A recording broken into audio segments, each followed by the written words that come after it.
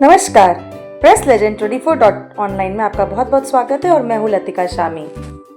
श्री राम जय जय राम। भगवान विष्णु के अवतार श्री राम का नाम कौन नहीं जानता है। रामायण महाकाव्य के रचयिता महर्षि वाल्मीकि ने अपने ग्रंथ में लिखा है कि भगवान श्री राम में वैदिक सनातन धर्म की आत्मा कहे जाने वाले सभी गुण विद्यमान हैं। भगवान राम का पुरुषों में सबसे उत्तम पुरुष अर्थात मर्यादा पुरुषोत्तम भी कहा जाता है। आइए जानते हैं भगवान राम से जुड़े कुछ रोचक तथ्यों के बारे में।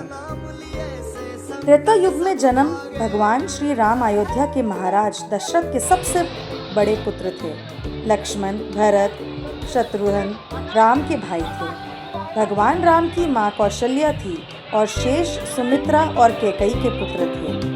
भगवान राम का विवाह मथियारा नरेश राजा जनक की पुत्री सीता के साथ हुआ था। लक्ष्मण की पत्नी उर्मिला, शत्रुघ्न की पत्नी रुतकीर्ति और भरत की पत्नी मांडवनी थी। विवाह के पश्चात भगवान राम को राजा दशरथ ने रानी कैकेयी के कहने पर 14 वर्ष के लिए वनवास पर भेज दिया था, क्योंकि एक वचन के अनुसार कैकेयी राजा दशरथ से कुछ भी मांग सकते थे। तो रानी कैकेयी ने दासी मंदोदरी के उकसाने पर भरत का अयोध्या का राजा बनने और राम को वनवास देने की इच्छा जताई और पिता की आज्ञा का पालन करके भगवान राम सीता और लक्ष्मण के साथ वन की ओर चले गए। भगवान श्री राम के बारे में महर्षि वाल्मीकि द्वारा अनेक कथाएं लिखी गई है। वाल्मीकि के अलावा प्रसिद्ध महाकवि तुलसीदास ने भी श्री राम के महत्व को लोगों को समझाया है। भगवान राम ने कई ऐसे महान कार्य किए हैं जिन्हें हिंदू धर्म को एक गौरवमयी इतिहास प्रदान किया गया है। भगवान विष्णु ने राम बनकर असुरों का संहार करने के लिए पृथ्वी पर जन्म लिया। भगवान श्री राम ने मातृपिता भक्ति के चलते अपने पिता राजा दशरथ के एक आदेश पर 14 वर्ष तक वनवास काटा। नैतिकता, वीरता, कर्तव्यपरता के जो उदाहरण भगवान राम ने प्रस्तुत किए वह बाद में मानव जीवन के लिए मार्गदर्शन बने थे। भगवान राम अपनी प्रजा को हर तरह से सुखी रखना चाहते थे। उनकी धारणा थी कि जिस राजा के शासन में प्रजा दुखी रहती है वह राजा नरक भोगी होता है। महाकवि तुलसीदास जी ने रामचरितमानस में राम राज्य की विशद चर्चा की है।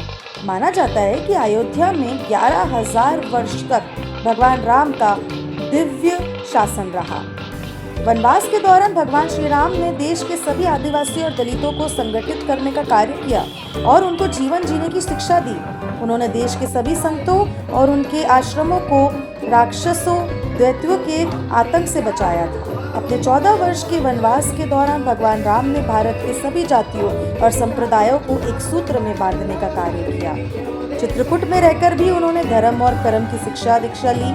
भगवान राम ने भारत भर में भ्रमण कर भारतीय आदिवासी जनजाति, पहाड़ी और समुद्री लोगों के बीच सत्य, प्रेम, मर्यादा और सेवा का संदेश फैलाया। और यही कारण था कि राम का जब रावण से युद्ध हुआ तो सभी तरह की अनर्थ जातियों ने राम का साथ दिया। भगवान श्री राम कहते हैं कि पृथ्वी लोक एक ऐसा लोक है जहाँ जो भी आता है उसे एक दिन वापस लौटना ही होता है। ठीक इसी तरह श्री राम भी अपने मानवीय रूप त्याग कर अपने वास्तविक स्वरूप विष्णु का रूप धारण कर वैकुंठ धाम की ओर चले गए। वनवास के समय भगवान राम 27 साल के थे। लव और कुश राम तथा सीता के 2 जुड़वे बेटे थे। राम रावण युद्ध के समय इंद्र देवता ने भगवान श्री राम के लिए दिव्य रथ भेजा था।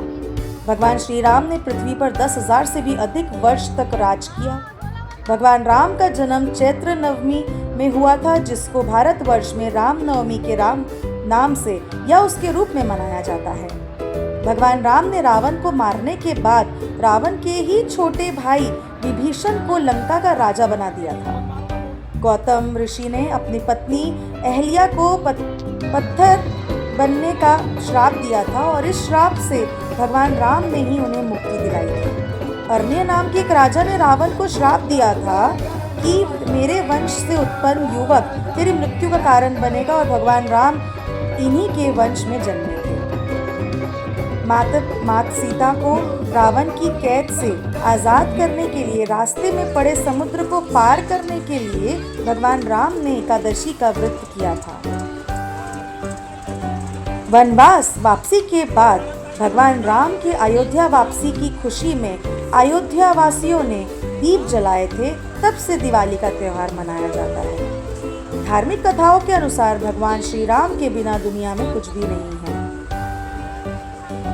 भगवान राम और रामायण के बारे में बहुत सारी ऐसी जानकारियां हैं जो हमें रामायण व राम कथा में पूरी तरह से विद्वान ने भी जानकारी दिया गया है, और लोगों ने जो लेखक है उन्होंने भी हमें बताया है कि भगवान श्री राम के नाम को आज पूरी दुनिया मिलके बना रही है। साथ ही साथ हमारे chief minister of Maharashtra honourable Devendra Fadnavis sir ने भी इसे बड़े हर्ष और उल्लास के साथ देशवासियों के साथ बनाया और सबको बधाइयाँ दी।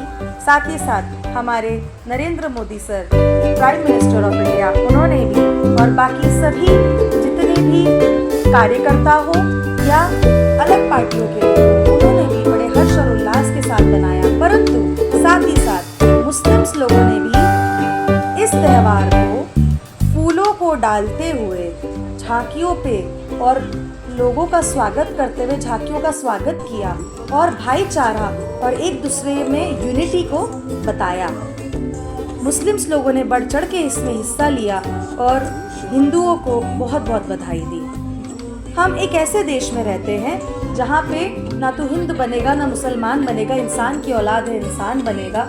लेकिन आज जय श्री राम के इस रामनवमी के उत्सव पर सब ने सारे जातियों ने बढ़ चढ़ के हिस्सा लिया।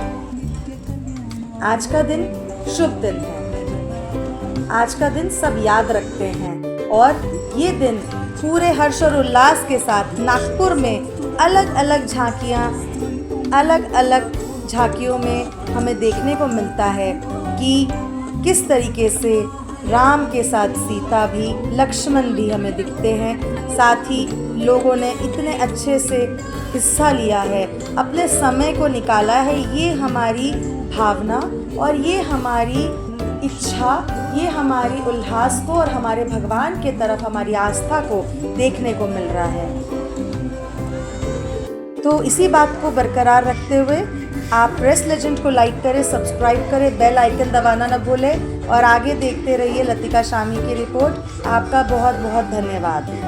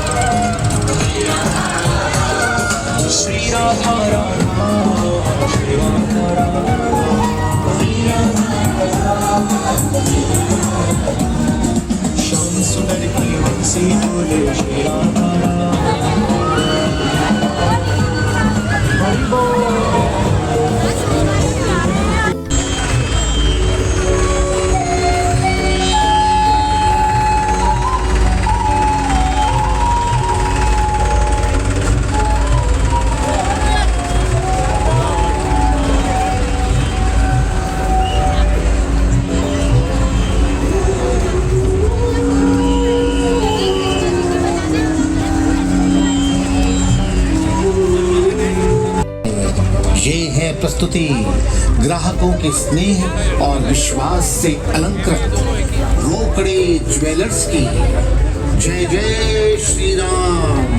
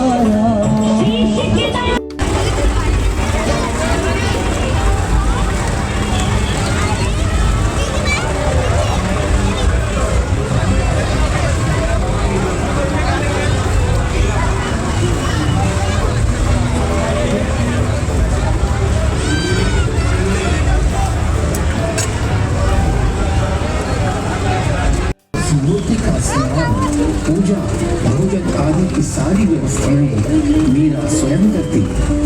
बचपन में अपनी माता के बुलाने पर मीरा ने कहा कि मेरे पति तो ये गिरधारी गोपाल ही हैं। वे श्री कृष्ण को भी अपना सर्वस्व समझने लगी थी।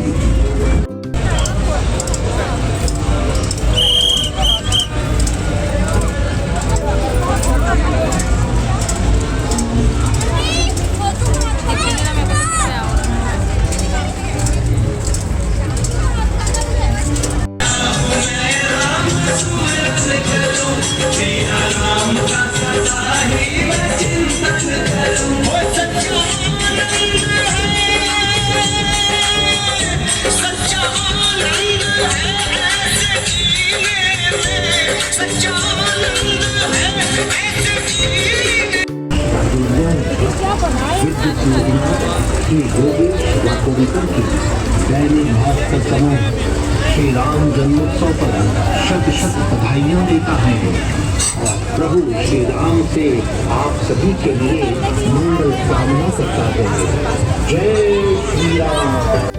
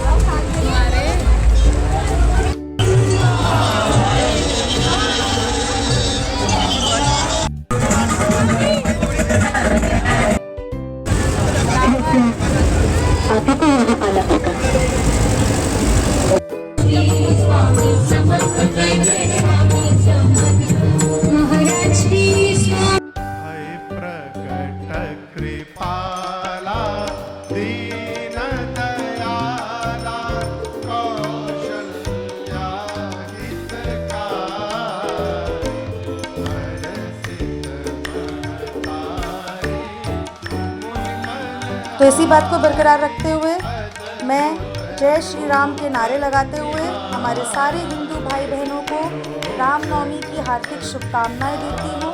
और प्रेस लेजेंड को लाइक करिए, सब्सक्राइब करिए, बेल आइकन दबाना ना भूलिए। लतिका शामी के साथ आपका बहुत बहुत धन्यवाद।